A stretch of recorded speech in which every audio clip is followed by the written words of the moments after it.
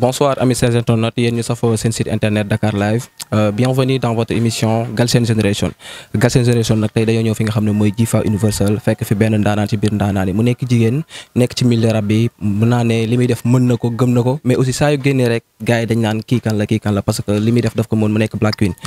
nuyu nañ la. di lay fay Paco di nuyu ñëpp ñuy seetaan ci Dakar Live di présenté wu nag c'est Black Queen SN artiste rappeuse sénégalaise en même temps membre de Jifa Universal. merci Black Queen ci invitation bi ñu yombal ñu ñëw fekk la fi nga xam ne mooy Jifa Universal bëggoon naa xam kan mooy Black Queen aussi nga defal ñu benn résumé depuis ba nga commencé parce que ba nga commencé yàgg na yàggul quoi. comme ni ma la ko waxee rek benn artiste rappeuse boo xam ne dafa nekkoon John Fitzgerald Kennedy bu mu nekkee John Fitzgerald Kennedy moom ak man ak sama sœur tout le temps ñuy bind ay lyrics di bind ay textes tu vois dem nag ba à la fin nag affaire musique dugg ñu tu vois ñu doon déglu tamit bu baax a baax Jams parce que Jams man moo nekkoon sama référence en tant que jigéen et tout donc ma gis ko mu neex ma ne pourquoi pas me ressembler à cette grande dame tu vois c'est là commencé nag di def ay son ma ne sama sister di commencé yëg ay concert fur et à mesure nag mu bàyyi man nag ma continuer ma nekk benn groupe bu ñu naan gis-gis ëllëg di nuyuwaale au passage Zeskilo du Moyo man ak Bisubi ak Sly Chamala sama manager actuel après ñu jot a génne ay projets yu doy waar ba tey balaa ku ñëw nag ak carrière solo voilà. mu nekk carrière bu riche macha allah mais en 2018 nga def sa premier projet. en 2018 laa def sama premier projet bu tudd Sunshine boo xam ne Orange waa Sonatel multimédia ñëw appuyé si Black Queen moo koy rafetlu tamit bu baax a baax exactement. 2018 nga def sa premier projet boobu ba tey yaa ngi ci milieu bi yaa ngi percé di dem ñu gis la ci show yu bëri yaa ngi ciy joué en tant que jigéen noonu nan la. mën naa wax ni c'est pas facile mën naa wax ni aussi c'est facile tu vois parce que on est dans un milieu boo xam ne c'est un milieu typiquement masculin. boo xam ne góor ñu ñoo fi ëpp donc des fois pour jigéen am fi sa place des fois dina jafe torop mais quand même comme lu may faral di wax rek gëm sa bopp tu vois liggéey xam fooy teg sa tànk xam fooy séntu tamit sa bopp xam fooy dem xam fooy arrêté je pense que loolu mooy la chose la plus importante déjà donc lépp loo gis ci àdduna bi facilul mais juste que da ngay xam rek noo ci duggee ak noo ci xuusee tu vois bañ kenn yab la si tamit si biir voilà. bañ kenn yab la si nga gëm sa bopp nekk si mais dañoo gis ne da nga am benn facette bu bokkut ak yeneen facette bu jigéen ñi nekkee fii am nga sa style bopp da ngay ñëw wane benn gang sa benn jigéen boo xam ne loolu si góor ñi sax lañ ko doon gis mais dañoo gis ne léegi da ngay rap bi góor ñi di rap moom ngay rap quoi loolu noonu ak Black Queen est-ce que loolu tamit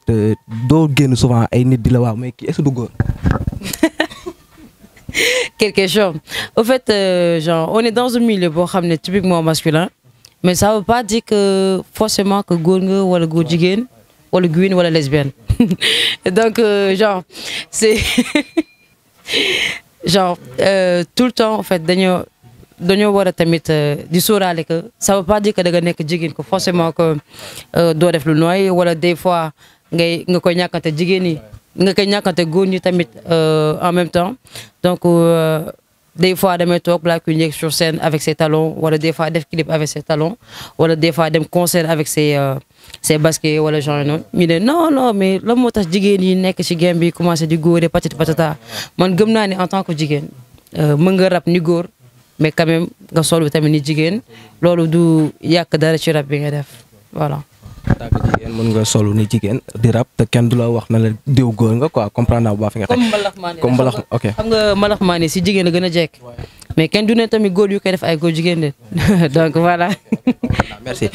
léegi gis nañ ne fi nga xam ne mooy yàggul dara def nga benn single nga def ko vidéo muy Sadio Mané mu bëri bruit trop mais aussi tamit mu am buzz tamit ñëpp di ko suivre mu nice nga def ci lu graaw rendre hommage Sadio Mané liggéey boobu noonu comment ça a été. bon liggéey bu nice parce que gis naa ni que c'est un Sénégalais boo xam ne dafa ñëw di évoluer à l'international tu vois en tant qu'artiste moi je me suis dit pourquoi pas ma defar son Sadio Mané parce que c'est un homme boo xam ne que man personnellement que je respecte que j'admire une personne boo xam ne gis naa ko dafa humble xam boppam xam fu muy teg tànkam xam tamit lu muy def every day every time tu vois donc man en tant qu'artiste su ma ko woyee dama kaa war a woy parce que yoon la parce que c'est un Sénégalais comme man te su ma gisee sénégalais boo xam ne mi ngi def lu doy waar ci àdduna voilà jàmbaar la tamit ci domaine am te mi ngi jàppale tamit waa village am donc vraiment dama ko war a way su ma ko way mooy loolu daal c'est un homme que je respecte. donc woy nga ko affaire bi def na bruit nit ñaa ngi ciy wax mais dafa am luy ñuul ci soo bi c'est-à-dire Black yow tamit da nga bëri bruit quoi qu'on dise avant Sadio Mané bi y avait un bruit boo xam ne amoon na fi yaa ma gën a xam ñu naan Black Billy léegi fu mu ne nii Black Sadio. Black Billy genre Billy tamit ma koy nuyuwaale tamit au passage Billy genre c'est un frère boo xam ne man ak moom la moo ñu boole déjà mooy tournage clip. ñu def tournage clip nu mu gën a nice son bi sax mi ngi tudd Dirima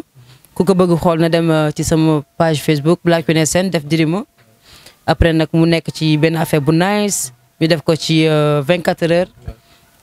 ñu tourné ko ci jàmm ak salaam ku nekk dem mais terewul tamit ñu ngi déggante te am nañ relation bu nice quoi mais carrément entre Black Queen nekk ak genre ak Billy Boy donc c'est purement professionnel. Voilà dem nag ba à la fin nag man nag moom ñu nekk ay gars nekk ay frères et sœurs. Exactement. moo sama comprimé comment. Doliprane. bon je crois peut-être mën na nekk Doliprane wala mu nekk sa aspirine ça dépend mais en fait xam nga Sénégal la ñu nekk sa en tant que artiste comme lu ma la wax léegi rek yow porteuse de voix nga dafa am ñu lay bàyyi xel bu ñu déggee ne Black Queen ak diw dañuy ànd ñoom dinañ poser la question dem dugg ci net bi laajte xool pour xam. parce que boo amee ay fans say fans dañuy sonn mais loolu tamit laa bëgg aussi ñu waxtaan ci. ñu leeral ci côté boobu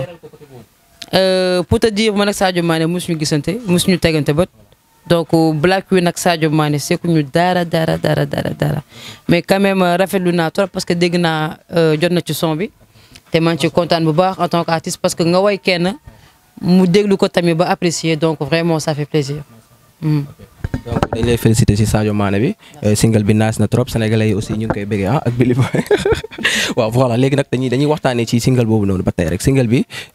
yow signé nga Jifa Universal bañ na foofu sax nga ko defee donc lan moo la indi Jifa Universal parce que mos naa dégg sa benn ñu invité la benn émission nga ne yow pare woo pour dem ci benn label léegi lan moo la cuq ba nga ñëw biir Jifa Universal.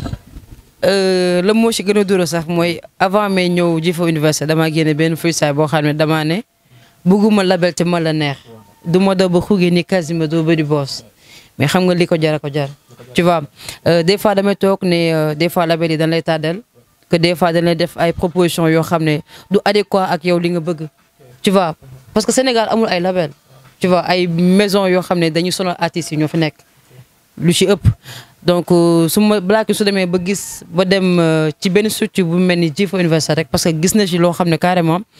peut-être gis ko ci yeneen label yi tu vois c'est-à-dire de un ils sont professionnels de deux des fois dañuy dañ lay wax benn affaire mais seen engagement à la lettre la koy def tu vois su ñu waxee lii ak lii la ñuy def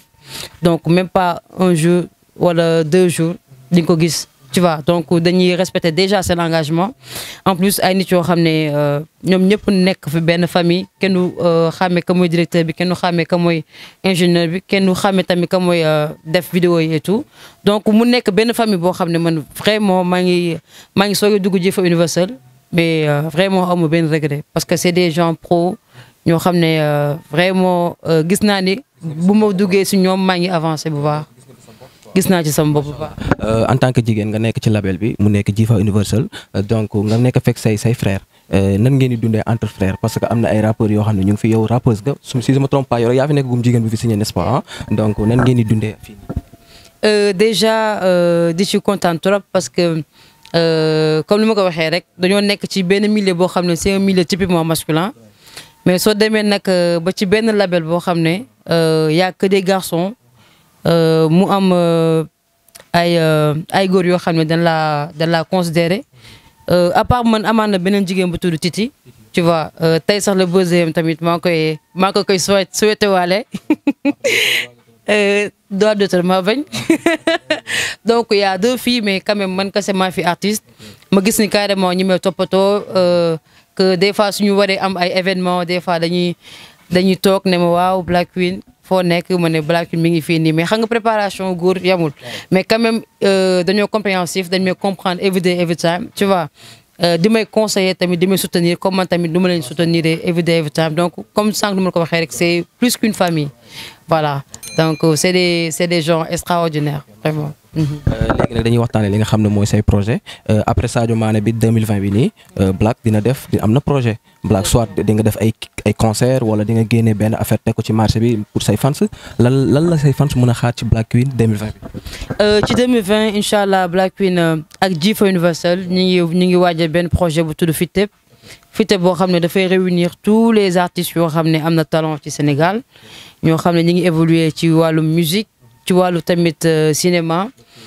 parce que benn projet la boo xam ne ñëpp mën na si gis seen bopp mu nekk malaxmaan bi xale bi mag ndaw ñëpp melomaan yi yëpp ku nekk daal mën na ci def sa participation maanaam Black Queen projet boobu ñëpp la ko yaatal te ñëpp mën na ci bokk aussi di waajal tamit des tournées internationales des tournées nationales des tournées ci régions yi et tout donc vraiment c'est du lourd te ku ko bëgg gis daal na dem ci page Black Queen SN wala page G4 Universal gis fa suñu actualité voilà. ay artistes yëpp ci biir projet bi dinañ ci bokk donc kon mën nañ cee xaar mbalaxmaan yi mën nañ cee xaar ñi nga xam ne ñooy def téléfilm ak tout ça. mën nañ ci xaar ñëpp ñëpp yow sax mën nga cay bokk tu vois parce que y a beaucoup de rôles yoo xam ne ñi ngi foofu noonu te vraiment ñu bëri daal ñu ngi koy waajal voilà ñu ngi koy waajal te j'en ai déjà parlé avec beaucoup d'artistes yoo xam ne jox ne ma déjà seen accord bëgguma tudd seen tour tu vois mais quand même am na artistes yu bëri yoo xam ne ñu ngi si fii Sénégal te ñi ci évoluer bu baax te dégg nañ affaire bi te adhéré nañ ci projet bi et tout te apprécié nañ ko aussi donc ñoom kese laay déglu et tout. avant projet bi di génn mën nañ xaar nga def clip wala nga génne benn single may ko fan si. ah mais bien sûr temps yi kenn maa ngi waajal tamit lu bëri ah maa ngi waajal ay affaires yu bëri donc même sax léegi dama dem ba mën a G4 Universal dañoo am problème de choix parce que am na ay son yu bëri yoo xam ne xamuñu lan la ñu war a génne déjà parce que am na ñetti son yoo xam ne ñu ngi fi nekk fi tu vois léegi instant yi dañuy toog réunion xool ban mooy ñëkk a génn mais daal yëpp dinañ génn mais dafa mel ni yëpp a neex moo tax xaw ma waaw. lépp neex. donc léegi dañuy waxtaanee li nga xam ne mooy actualité gis nañ ne ces temps-ci yaa ngi nekk benn ambassadrice ci benn mouvement je ne sais pas voilà yaa ngi génn yaa ngi wax mais c'est bien beau ngay def loolu parce que loolu artiste nga chanteuse nga porteur de voix nga mën nañ wax loolu parce que yéen jigéen yi nga xam ne yéen a nekk ci game bi di rap ay porteurs de voix ngeen donc loolu mooy seen rôle parce que loolu la ñuy xaar ci yéen ci société bi lan moo la obligé yow nga def loolu c'est-à-dire juste da nga am décision amour bi def ko wala. déjà sama relation ak One Campagne déjà c'est une histoire d'amour parce que déjà soo gisee benn organisation benn association boo xam ne benn organisation non gouvernementale boo xam ne dafay ñëw di plaider benn cause boo xam ne yow loolu nga yàgg plaider donc je pense que loolu macha allah nga ci mën a wax ak benn soulagement bu baax a baax parce que man avant dama bëggoon trop wax ci affaire de violence wax ci affaire de pauvreté wax ci affaire yëpp tu vois léegi nag ñu ñëw proposer mu ne ma Black Queen tu vois de la bëgg nommer ambassadrice des enfants contre la corruption contre la violence faite aux femmes pour la scolarisation aussi des jeunes filles après je me suis dit pourquoi pas après nag ñu def pas mal d'événements dem nañ ba Mbour dem nañ ci ay régions et tout donc vraiment di gën a soñu góor ñu rek tu vois di leen naan ñu jàppale seen mbokku jigéen ñi parce que c'est une chose boo xam ne c'est une chose importante tu vois parce que jigéen mooy àdduna jigéen mooy lépp jigéen mooy suñu yaay jigéen mooy rakk jigéen mooy lépp tu vois donc ñu def attention tu vois jàppee ñu comme seen sœurs yi ba ñu def yenn choses yi parce que violence nekk na benn affaire bu ñaaw te ñoom kese en tant que góor ñoom ñoo ñu mën a jàppale tu vois donc gis naa tamit temps yi dañoo criminaliser viol bi mais Macky Sall xuusigu si à 100% et tout donc même man bëgguma ci dem à 100% mais quand même loo xam ne après ci première vue bi rafetul naa ko bu baax vraiment. léegi Seydi Gassama moom mi wax ne war na yamba bi dañ ko war a daganal ci réew mi yow en tant que jigéen en tant que porteuse de voix yow loo si xam. mais c'est que nag c'est que benn affaire am na man je pense que ku nekk dafa war a gëm li nga gëm quoi def li ngay def am na ñuy naan sàngara am na ñuy tox bon am na ñuy tox cigarette mais loo xam ne carrément baaxul ci àdduna quoi mais quand même ñu koy def xamul la moon ci duguloo donc moo taxit c'est benn affaire bu sensible boo xam ne Black Queen bugg ci xuus à 100% mais quand même lépp luy nuyu sa santé mu nekk loo xam ne daf lay tamit di lay tàggal di kook sa sogo man su ma sañoon en tant que artiste en tant que tamit sister en tant que lépp ñu bàyyi ko quoi parce que baaxul voilà. ban message ngay lancé li nga xam ne mooy jeunesse Sénégal bi rawatina jigéen yeeg góor ñeeg ñëpp quoi. déjà ñu bëggante yéenante ñëpp jàmm yéenante ñu ñëpp jàmm tu vois parce que adduna bi dafa jeex ba pare. des fois ni da koy gis mu lay reetaan alors que bëggu la des fois nga yéene nit jàmm te kooku yéenewu la jàmm tu vois donc na xool yi rafet na jikko yi rafet ñu sàmmante sutura respectante joxante cër donc je pense que c'est la chose la plus importante donc na ñëpp yéenante jàmm daal nañu bëggante nañu bëggante. ok léegi dañuy ñëw si li nga xam ne mooy game bi. Sadio Mané. ok waxuma ko léegi dañuy ñëw si li nga xam ne mooy ci léegi dañuy ñëw si li nga xam ne mooy game bi donc game bi gis nañ ne am na ay bif ces temps-ci mais nag bon rap moo ko ànd rap ku wax rap di nga wax classe mais dafa am yoo xam ne bon mun nañ cee bañ a yegg en tant que jigéen nga nekk ci milieu bi lan nga ci xam yow. je pense que rap moom saa soo ko déggee rek clash bi mi ngi sa wet ba. wala mi ngi xaar ci ginnaaw wala mi ngi xaar ci kanam rek donc rap ak clash ñoo ànd en tant que artiste munoo bañ ku la clash tu vois soo nekkee ci yoon tamit munoo bañ ku la clash mais quand même des fois tamit lu may déplorer trop mooy les insultes parce que y a des enfants yoo xam ne ils sont derrière ñun ñooy seen référence et tout le temps dañuy déglu tout le temps dañuy jox seen bopp donc duñu sax déglu seen parents yi duñu déglu seen yaay duñu déglu seen papa donc ñun ñooy seen référence donc ñu joxe le bon exemple def en sorte que tamit tout le temps ñu lañuy yee di lañuy yedd moo gën chaque fois les insultes de par-ci de par-là mais bu dee clash moom nañ clash ba mu saf ci game bi la bokk voilà. Ça dépend ci clash bi ak ça dépend ci personne bi des fois je réponds pas parce que tamit aw ma temps en fait maa ngi jëfa di job sama projet donc j'ai pas trop de temps en fait. donc gars yi di leen fàttaliku ba tey ñu ngi fi nga xam ne mooy Jifa Universal ñu toog ak ki nga xam ne mooy Black Queen mu nekk benn jigéen boo xam ne aussi chanteuse la nekk ci milieu hip hop bi di def béy waaram mais di ko béyee ci béy bu rafet donc léegi nag Black Queen xam la mu bëggoon nga defal ma benn freestyle bu saf sapu. gars yi xam nga waaye man ni nga jeex na donc gars yi xam naa ne moom gars yi lay seetaan dinañ wax ne Black Queen ñëwati na parce que boo génnee donc gars yi dañ naan black donc freestyle bi laa bëggoon say fans ñi nga xam ne ñooy mélomane du hip hop ñu bàyyi xel fii nga xam ne moo nekk Dakar Live seen émission Galsen Generation avec plaisir. Black Queen le boy. Jifa Universal. C'est mon nigga. yàgg toj sama koñ jublu si tabax ba ne ci kaw mënoo ma wàcce sori dama sori la jow sa maam bi sax dafa daw lu ma dugal rek ñëpp pas sa bos du jàll naf bi si ne ko nay foos bëgguma label te ma la neex duma da ba xuge ni kasima doo bëri bos jumo bu jaawale 0 bi numéro 10 bi di uno sappale rab bi ba pare jublu sa bos bi di juuma lu juuma koñ ma ci paale ba bëgg ma gis ñu baare la kii ma doon tëkku de gaare na parce que ma nigga c'est sûr que ni pare nga maa lay tere nelaw bitch nanal nura vite so bëggee dugg comment consommer c'est pratique rapide dama dëgg ci assommé këf bu ma jàpp di sukk di ole mais parce que ma nigga di allumé ngay consommer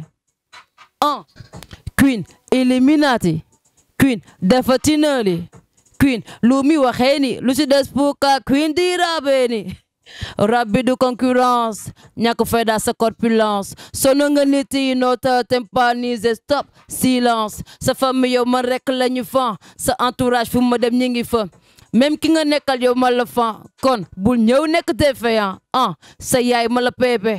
sa papa ma la pepe seen waa kër ma la pepe même sa pepe man la pepe. mu ngi nice non baa ma siisu jël micro bi tege fi mooy loolu baa ma siisu jël ko mu ngi nice mais Black gars yi am ngeen problème muy góor ñeeg jigéen ñi gars yi game bi dana graaw Black Queen mi donc lan mooy sa mot de la fin. Mot de la fin déjà di remercier waa Dakar Live ci seen déplacement tu vois di la remercier yow Paco ci seen interview di remercier tamit sama label G4 Universal di def big dédicace à Wiz Click tu vois suñu producteur une personne formidable boo xam ne carrément mi ngi jàppale jeudi bu baax a baax. Vraiment c'est un amour di leen remercier yéen di remercier aussi ñu nekk G4 mooy mu nekk ku nekk si kii beeg si fee ci fële ñëpp. ñu